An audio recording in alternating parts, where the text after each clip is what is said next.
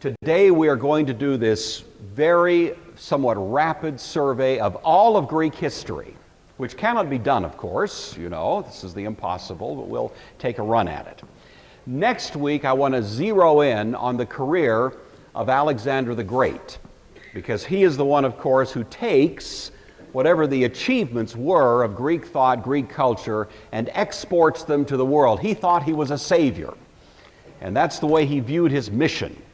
And so he takes this Greek philosophy and Greek culture to the world and Hellenizes the world, and of course that establishes then the backdrop for the next couple of centuries. As Rome is rising, Greece is always there. And so we want to look at Alexander the Great next week, and he is alluded to in the Old Testament, never mentioned by name directly, but certainly is referred to at least implicitly. Then the last 2 weeks of this spring, we're going to be looking at what's called the Hellenistic world, or the intertestamental period, focusing largely on what happens with Israel during that 200 to 300 years, from about 300 down to the birth of Christ. Probably the centerpiece of that discussion will be the Maccabean revolt, which is also alluded to in the book of Daniel, and we'll be looking at that. It's sometimes, for many people, kind of a mysterious period. We know that Israel was there and stuff was happening, but for many it's not all that familiar just what was going on. So we want to take those last 2 weeks and really focus on that. So that's the overall plan, and then we'll of course break for the summer and come back in the fall and start looking at Rome. So if you're one of those people that likes to know whether anybody knows where we're heading here, then I thought I'd pass that on to you and let you know that's the plan. All right. There is in Greek history a narrative and a kind of meta-narrative, and I'd like to try as best I can to keep an eye on both. There's a reason that we're interested in Greece, besides the fact that it was simply an important civilization toward the latter part of the era that we've been considering, and that is it had such a deep and abiding impact on the development of what became the New Testament church, largely because it was the Greeks that gave us the language. And so when Paul sat down and started writing, when the gospel writers, Matthew, Mark, Luke, and John, began recording those things that became the bedrock upon which we built our faith, they did it in the Greek language. Well, how could there have been a Greek language without the Greeks, you see? It was the Greeks that really gave a language that had elevated human thought to a more lofty level than anyone else had in history. And it's often been noted that it was really necessary in the providence of God that somebody come along like the Greeks to give us a language that would be the appropriate vehicle for communicating God's truth to us. And as it turns out, it just so happened that Greek was the language spoken everywhere. It was the lingua franca of the day, only it was lingua Greca. You know, it was the language that was spoken throughout the world. So anywhere Paul went, he could speak in Greek and be understood. So it was a wonderful language for recording God's truth, and it was also, of course, as a practical matter, the way of getting the Word of God out to the ancient culture in the first century. So we're interested in the Greeks. Now, they're interesting anyway. They have some intrinsically interesting aspects to them, but from a Christian point of view, these are the things that we are noticing. When we think about Greek history, I want to suggest to you that there are 5 great chapters. The first of these I'm going to call, these are my terms, but I think you'd find comparable themes in other commentators on Greek history. The first of these would be the heroic. This is almost the semi-mythical time of Greek history that goes back to sometime in the misty past, down to about the time of the Trojan War. In this particular era, the figures that are prominent in Greek history tend to be bigger than life. Agamemnon, Achilles, the Ajax brothers, that kind of thing. People that almost have a superhuman quality about them that makes you wonder, can that be any kind of real history? Well, it certainly is real history, but embellished for sure, and hence it's commonly called the heroic period. After that, we have the poetic era. The poetic era comes later, around 800 down to 500. The main character here would be Homer, who gives us the first great epic of history, the Iliad and the Odyssey. Others, Hesiod, Sophocles, others of the Greek poets, celebrate largely that heroic tradition. So they put in writing their memory, that oral tradition that goes way back to that period of time that is almost prehistorical in the Greek world. Then we have the militaristic. This would be the 5th century. It's only 1 century. This is when Greek really becomes embroiled in military activity. It begins with the Persian Wars, we've already looked at. It ends with the Peloponnesian Wars, warring. The Greeks begin heroically fighting off the most powerful empire in the world. They wind up beating themselves to a pulp. It's a strange kind of an irony that this militaristic age, which in some ways was the culmination of that heroic and poetic tradition, winds up leaving Greece a kind of bloody stump, you know. It was really a strange sort of irony, and it leads us then to the next era, which is the philosophic. This is almost Greece now stepping back and saying, whoa, what just happened to us? Socrates is the pivot point here. He doesn't leave us any writings, but we know enough about him to know that he was the guy who rose up and challenged that whole heroic and kind of poetic tradition which celebrated military conquest, success on the battlefield. Socrates came along and said, no, you know, I think we'd be better off resolving our differences by reason rather than by muscle. And for that he got into a lot of trouble, because there were many in Greece and Athens, especially even at that time, who still wanted to cherish a heritage of, you know, great conflicts, battles, victory, and Socrates stands for a different idea. And so this is really self-reflective Greece now, asking itself new questions. And of course, after Socrates, we have Plato, we have Aristotle, we have that whole century devoted to a kind of reflective, you know, reconsideration of what is really the right way to think about human society and human activity. And it's that reflection that takes a language which had been a rather rude language of warfare and make it a lofty language of thought. Plato, and especially Aristotle, reinvent the Greek language. And the New Testament was written, of course, in at least a legacy of that language. Then we have what I'm going to call the Hellenistic chapter. This begins with Alexander the Great. He, in a sense, takes what are the achievements of the Greek world and takes them out into what had been Persian Empire and plants around that entire world, the Mediterranean world, now a Greek presence. So from this point on, for a couple of hundred years, really all of the leadership, all of the political powers vested in Greek characters who represent the remains of the achievements of Alexander. So there's our 5 chapters. I'm going to cover all 5 of them today. So we're just kind of going through this really rapidly, just a little bit at a time. But this is like a little travelogue, a little quick sketch of Greek history, more than maybe you wanted to know, but hopefully it'll help us think about really the things we'll start looking at, especially next week. Okay, going back to the heroic age, there's 3 cultures that constitute fundamentally the heroic age. The Minoans, followed by the Mycenaeans, followed by the Dorians. The Minoans are the ones who come first, and we notice them, of course, as having their chief kind of capital for their civilization on the island of Crete, which is a little south and east of the Greek peninsula there, circled. This is where we find the earliest true expression of what commonly is regarded as Greek culture, Greek civilization. The Minoans leave us some wonderful expressions of their culture. This is typical. You've all seen images like this. This is a fresco that was found in Knossos by Arthur Evans, who was kind of the discoverer of the Minoans back around the turn of the 20th century. People originally looked at art like that and they said, wow, these people must have just been so carefree. Look, I mean, all of the art seems to reflect a life of leisure, a life of happiness and sort of gaiety and just a kind of a almost idyllic sort of experience and so on. Then we dig down a little beneath the surface. We find out it's not quite so beautiful as we thought, but nevertheless the art is really quite appealing and the people are quite good looking and sort of well proportioned and so on. So we see that kind of art associated with them. One of the best known images associated with the Minoans is the bull.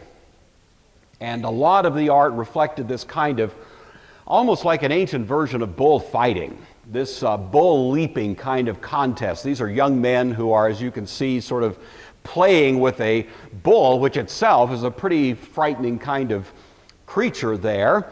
And many have thought this whole fascination with the bull is probably associated with a myth connected to the Minoans called the Minotaur. You've all heard of the Minotaur, haven't you? Half man, half bull. And the whole story there, just to dust off some cobwebs, you all studied this sometime way back when, was the wife of Minos, for whom the Minoans were named. This is R-rated. I'm sorry. But this was the way the story goes. The wife of Minos was drawn in lust to a bull. And they mated and produced this hybrid creature, a ghastly creature that was a combination of the Minos factor and the Taurus factor, hence Minotaur. And the Minotaur, half man, half bull, was a frightening creature, and it was assigned a place in a labyrinth under the palace of Minos there in his palace in Knossos.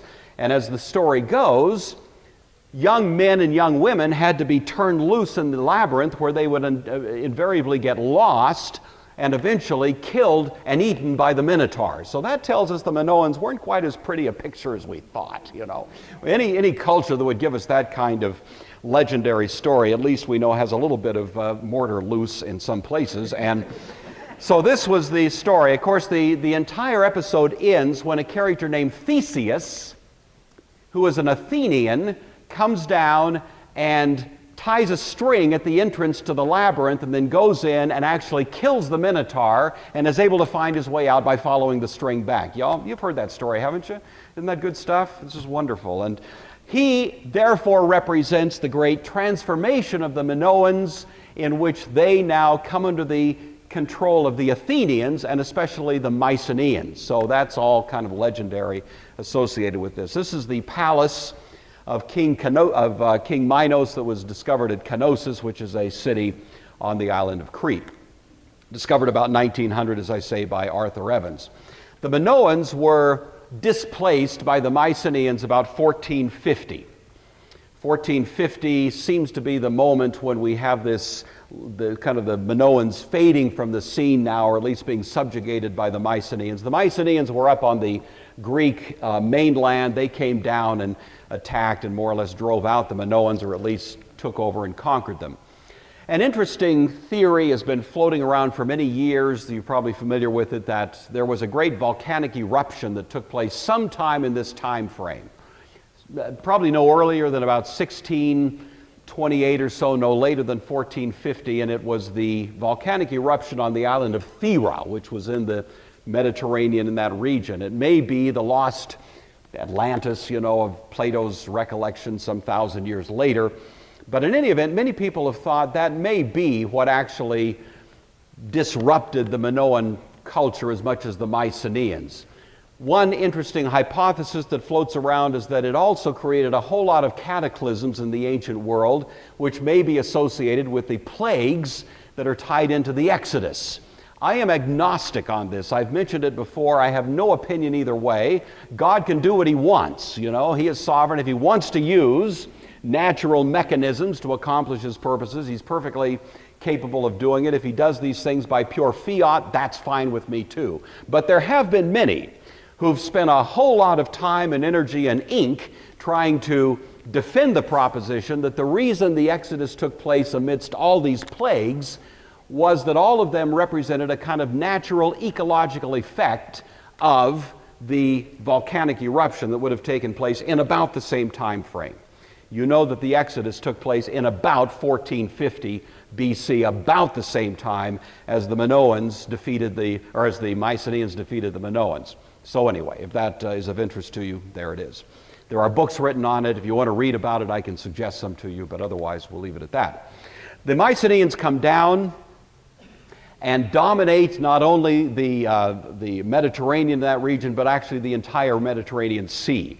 Their capital is in the city of Mycenae, which is on the Greek peninsula in the Peloponnese. One of the most famous images of this is the so-called Mask of Agamemnon.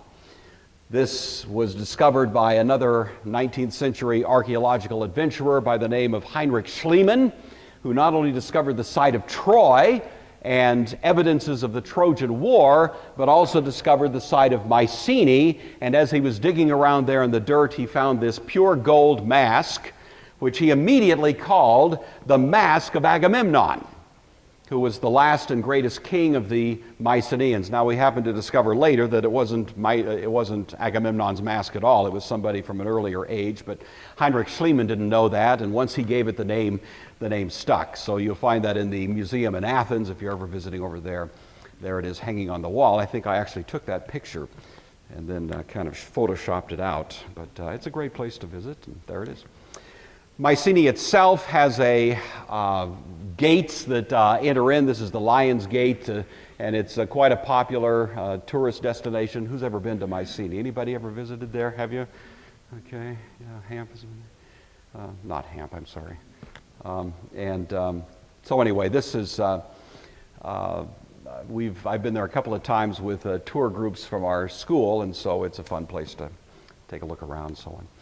Then the culminating event of the Mycenaean era is the Trojan War. This took place about the year 1220 or so, maybe a little earlier, maybe a little later.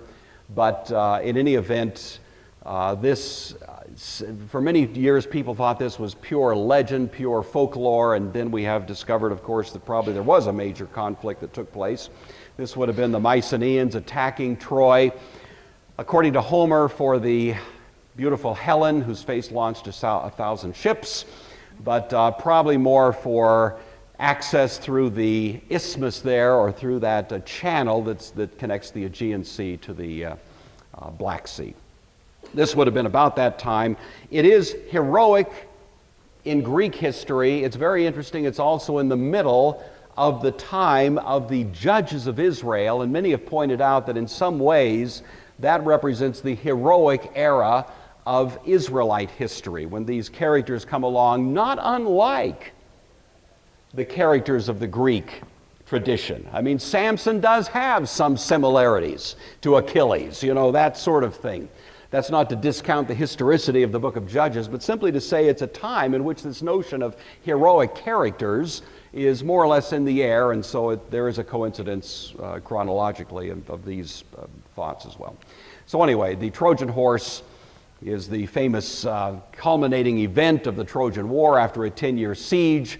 Beware of Greeks bearing gifts. That's the lesson there. The last group that comes in are the Dorians. The Dorians come sweeping in after the Trojan War, probably about the year 1180. They are again Indo-Europeans. When I was with a tour group over there several years ago, we had a tour guide who asked these American students, who knows what happened in American history in 1776? And I'm proud to say all of our students raised their hands. They recognized that date. And then she said, as important as that date is to you, equally important to every student in a Greek school is the year 1180 BC, because that is the year tied to the Dorian invasion.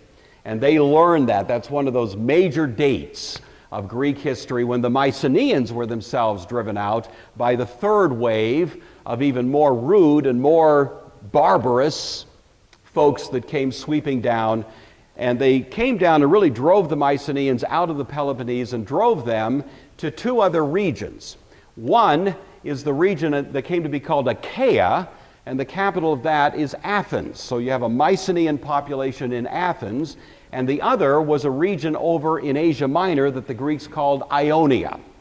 And so the Greeks kind of spread out as a result of this Dorian invasion and begin to dominate all of the periphery of the Aegean Sea as a result of that. And so that accounts for the fact that the Greeks more or less were much more widespread than simply the Greek peninsula itself. The Dorians dominated the Peloponnese and especially were concentrated in the two cities of Sparta, and then they also founded the city of Athens. I'm sorry, I misspoke, of Corinth. It's right there. Just read your notes, Gore. It's right there. And so Sparta and Corinth were essentially Dorian cities, whereas Athens was associated more with the Mycenaeans.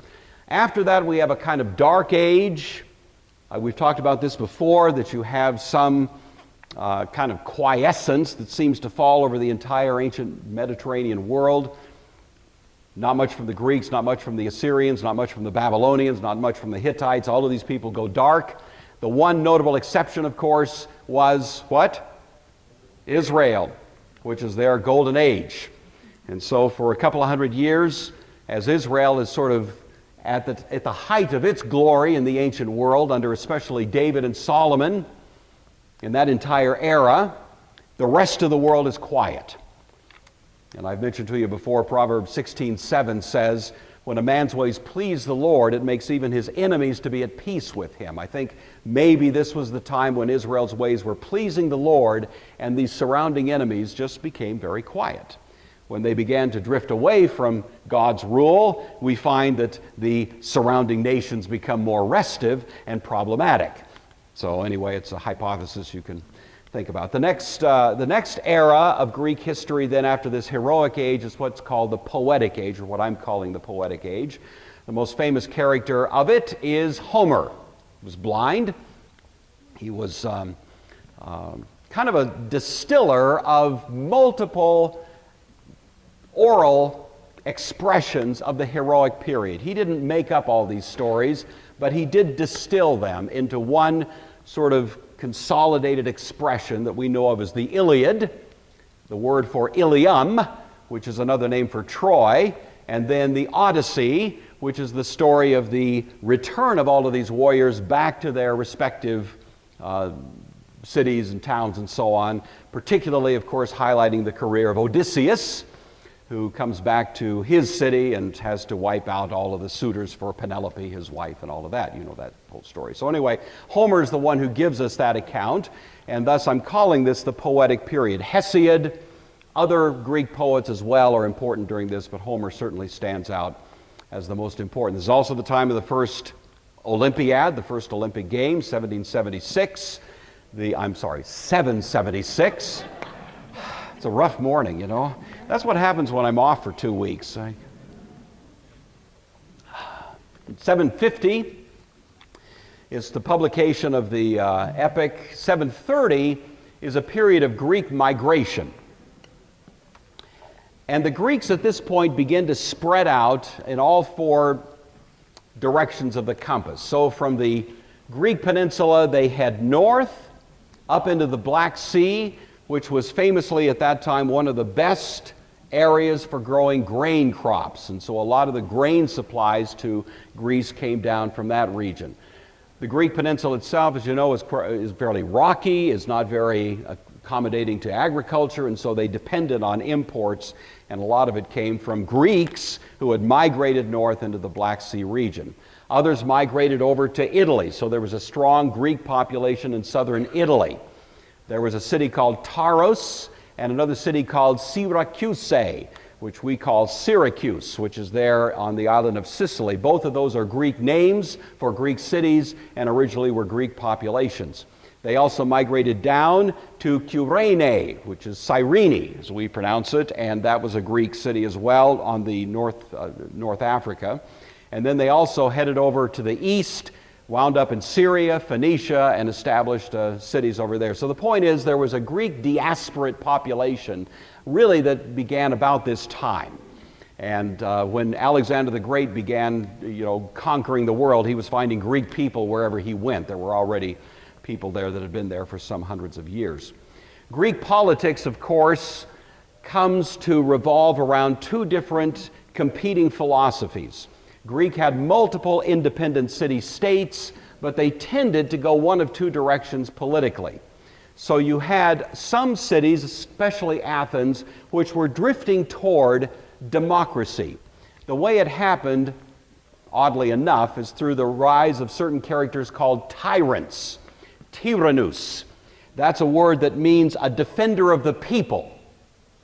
And so these characters would kind of appeal to the common masses and say, support me, and I will defend you against the oligarchic forces that are keeping you oppressed. And so these characters, called tyrants, were actually good guys in the beginning from the popular point of view. But you know how it goes. Once they gave them power, then they tended to take that power and abuse it rather than simply use it. And so we think of tyrants as a rather negative thing, but actually originally it meant someone who was actually rising on behalf of the people. So you had that drift in Athens and Achaia and that sort of Mycenaean tradition.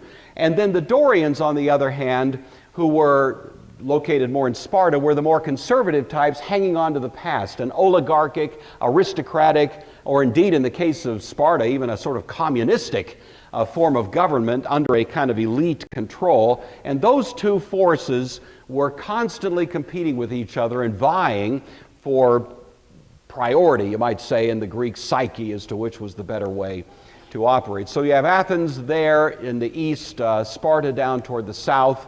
The great famous lawgiver of the Spartans was a guy named Lycurgus.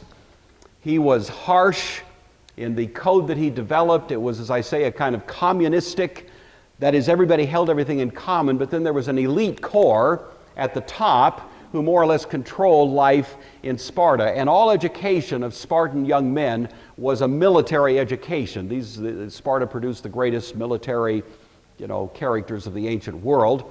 And so we have, on the other hand, in Athens, this famous lawgiver Solon, who was reputed to be one of the most enlightened lawgivers of the ancient world, not quite up with Moses, but pretty good. And he gave us more of this kind of democratic approach. So you have the two cities, two philosophies, tension brewing, all during this period that we're dealing with right now, this kind of poetic period. And all of it more or less culminates then, this collision that had been brewing in Greece more or less culminates with this century that's militaristic in character. It began rather impressively with the Persian Wars. We've looked at the Persian Wars separately. We've seen that what actually happened, you recall, was that Cyrus, who's mentioned in the Old Testament prominently, conquered Ionia. This was after he had authorized the rebuilding of the temple in Jerusalem and done all those good things. He came over and imposed Persian control in Asia Minor, and the Greeks who lived there were finding themselves under Persian dominance. In about 498, they appealed to their cousins living in Athens to come and just strike a blow right at the heart of Persian Ionia. And so the Athenians came over and sacked the city of Sardis. That was in 498. As a result of that, the successor to Cyrus, who was Darius the Great, who's also mentioned prominently in the Old Testament, came and fought the First Persian War. He subdued Ionia, but when he tried to take the mainland, he was beaten by these Athenian warriors. The Spartans didn't make it in time, but the Athenians were able to push off the Persians. So the First Persian War basically is lost. And then we have a period in which the Greeks sort of gear up because they know the Persians will be back. And there was a great conflict that took place among the Greeks as to how they should meet the Persian attack when it returns.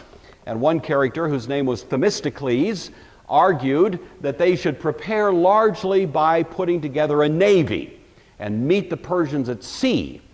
And he based that on an interpretation of an oracle that was given by the Oracle of Delphi, which said that the Greeks would be protected by a wooden wall.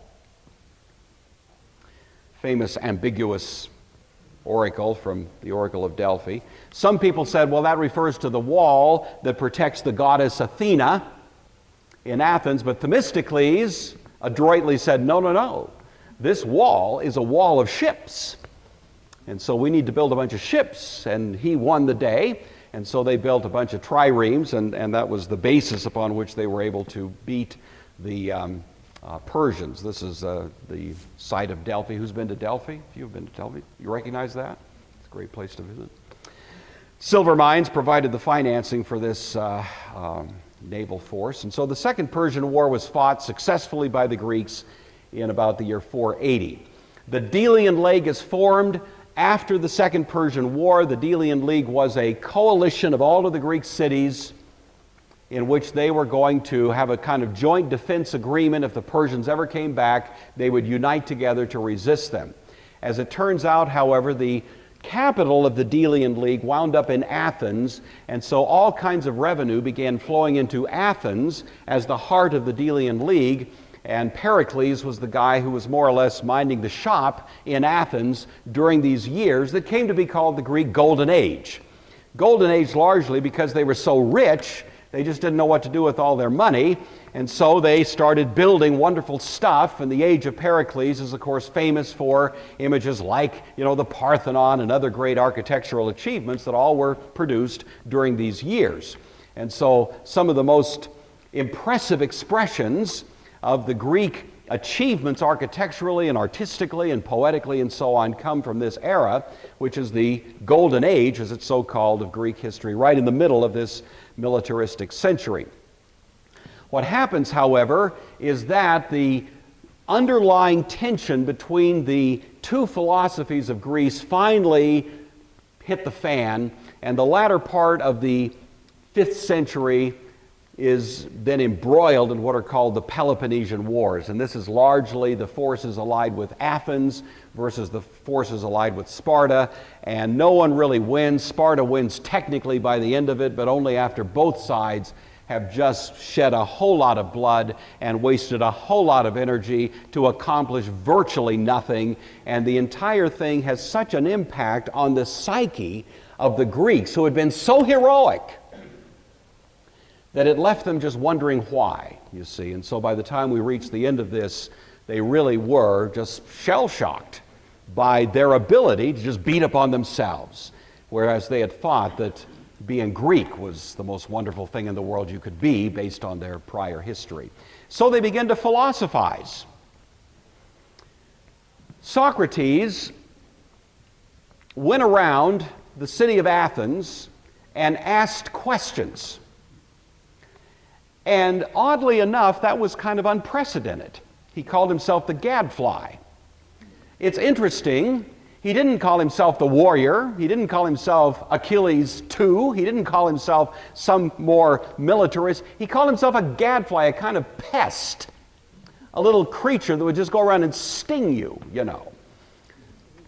And that's what he viewed himself as, and he went around and kept stinging those in Athens who he believed were hanging on to something that was really not ultimately a healthy or right way to think about how we should be living together in these communities in the Greek world.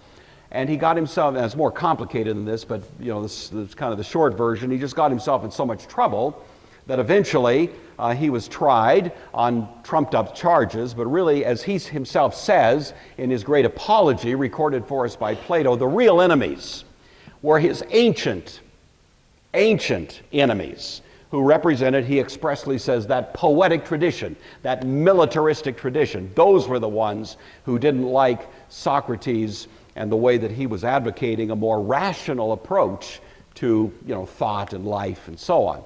And so the death of Socrates takes place in 399, right at the beginning of this so-called philosophic age. And of course we have then, following him, a series of philosophers, the most notable of which, of course, Plato and Aristotle, but many others as well, who begin to reflect more on just what does it mean? What's it all about, Alfie? What's going on here? This Greek achievements we were so proud of, it seems to have just dissolved right before our eyes.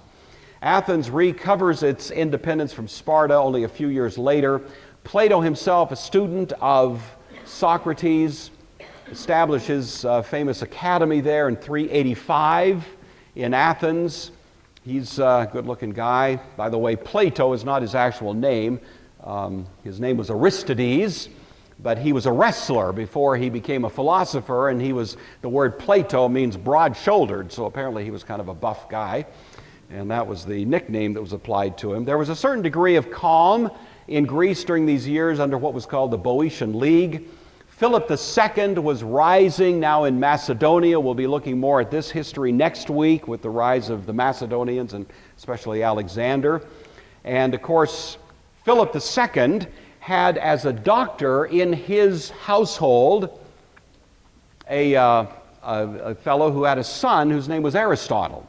And the son of the physician was sent to Athens to get educated in the school of Plato, which had become a famous school by then. And so Aristotle was educated under Plato and then wound up sometime later being a tutor to the son of Philip II, whose name was Alexander. And so Alexander studied under Aristotle. There's Aristotle. And then he comes back to Athens and establishes a school called the Lyceum. So you've got these two major institutions, Plato's Academy, Aristotle's Lyceum, and the entire tenor of what it means to be Greek is rather pivoting at this point, away from that warrior type of mentality, more to thought and to speculation and to reflection, and indeed, as the Apostle Paul reminds us in 1 Corinthians chapter 1, to wisdom. The idea of what is wise, what is the actual truth of reality, and a lot of rather impressive speculation takes place along those lines. All right. That brings us to the last of our chapters, the Hellenistic chapter, which begins with Alexander's campaigns. He was trained under Aristotle. He was filled with fascination and respect for the Greek achievements. He wants to take it to the world as a savior, and he goes out, of course, in a series of brilliant military conquests, is able essentially to take over the entire, what had been Persian world. That takes place following his death as a young man. The empire of Alexander is divided up into kind of 4 quadrants, alluded to in the book of Daniel. And so all of the ancient world is under Greek control. These are all commanders who had served under Alexander. Greece itself falls under Roman control in about the year 200. The Maccabean revolt is about the year 165. And we have the rise of imperial Rome about the year 100. And I'm going to leave our discussion of Greece at that point. So that's kind of the big picture. I hope that is useful. I'd like to return now for a couple of thoughts once again in 1 Corinthians. It's always been impressive to me, the first time I don't know when it was, sometime back, that it kind of hit me that what Paul talks about in 1 Corinthians 1, tying it to these 3 cultures, really does sort of cover the waterfront when it comes to the things that this world esteems most highly. So in 1 Corinthians, Paul says the Jews seek a sign. And that stands broadly for those people who are most impressed with simply great displays of power. You know, the Jewish tradition was all about displays of power. Moses stands at the Red Sea and the Red Sea parts. It's such power. Elijah stands on top of the mountain and calls down fire from heaven. It's power. And again in the Old Testament you find these great displays of power. And that's why when people came to Jesus and said, we want to see a sign. Come on, prove that you are who you claim to be by some display of power, because that was the great Jewish kind of heritage. We want to see power, miracle. And how much of our culture just wants to see power, you know? It's just the more powerful wins. And you think about how much is oriented to simply somebody being able to show the greatest muscle. How much of the media, how much of entertainment is oriented to just who's got the biggest fist, who can, you know, do the most impressive display of raw power. On the other hand, you've got the Romans here. The Romans are not mentioned by Paul directly, but certainly were in his mind when he talks about those of noble birth. We in America have tried to pride ourselves, you know, on having a culture in which all men are created equal, but we know the painful and awful and ugly truth of our own history, that we've had this outrageous and colossally bizarre idea that some human beings are better than others based on something as irrelevant as skin color. Where did that come from, you know? So even we Americans aren't exempt from this. And how much of the rest of human history has been obsessed with the notion that some human beings are simply superior to others by dint of birth, you know? And how much do we like to believe that, even when we never admit it in polite company, that we sort of look at somebody in a situation in life and just entertain that thought that we might be a little better than they? The ancient Romans celebrated that. Julius Caesar was proud. He was a Roman. That's all you needed to say. Therefore superior. Therefore having the intrinsic right to rule. The Romans should rule, you see. And Paul talks about people who are just fascinated with what they call noble birth, you know. And that's still with us. And how many celebrate that? Or the Greeks who loved wisdom. How many think, well, as long as you've got the appropriate letters after your name, you're the one, you see, who's going to get all the right answers. Plato famously thought that all civilizations should be ruled by what he called philosopher kings, a kind of elite class of people who have the special insights. Well, there's been many attempts down through history to put those elite people in control and let them run, you know, government, run economy, run education, run this, run that, and everyone has been a colossal failure because you know what? There are no philosopher kings. As much as the Greeks loved wisdom, even they didn't really quite get there. And then Paul ends all of this by saying, but we preach Christ, what? Crucified. Equal opportunity insult. Equal opportunity scandal. If you like power, you look at the cross, and that's the greatest display of weakness you could ever imagine. A man dying on a Roman cross? Give me a break. Come on. I want power. I don't want this. You show that to a Roman who's all puffed up with the notion of elitism and nobility, and somebody dying on a Roman cross, which was by the very character of the invention intended to be humiliating in the extreme. A Roman turns up his nose and says, I need something better than that. And the Greeks, so fascinated with wisdom, wanting the deep insights into what life is really all about, look at that, and they're scandalized by it. And you see, my Sunday school lesson for us this morning is we all are tempted to want to confuse the Christian message on one or more of those axes, to dilute its message by making it slightly more palatable, by confusing it with the things that are powerful or noble or wise. And we need to realize that at the heart of the matter, the power of the cross is the power of simply preaching its unadorned, simple, offensive, but truthful message. We are corrupt to the core, and we needed somebody who would come as the very expression of God's own holy character among us and take the wrath that we so richly deserved. And that's insulting to us no matter what, whether we're Greeks or Romans or anything else. We're insulted to hear that. We don't want to hear we're that bad. We don't want to hear that we need a Savior like that. We'd much rather have an Alexander the Great or a Plato or a Julius Caesar, but a Jesus dying on a cross, and we're offended by it. But the message of the cross is what? Power. Power to change lives.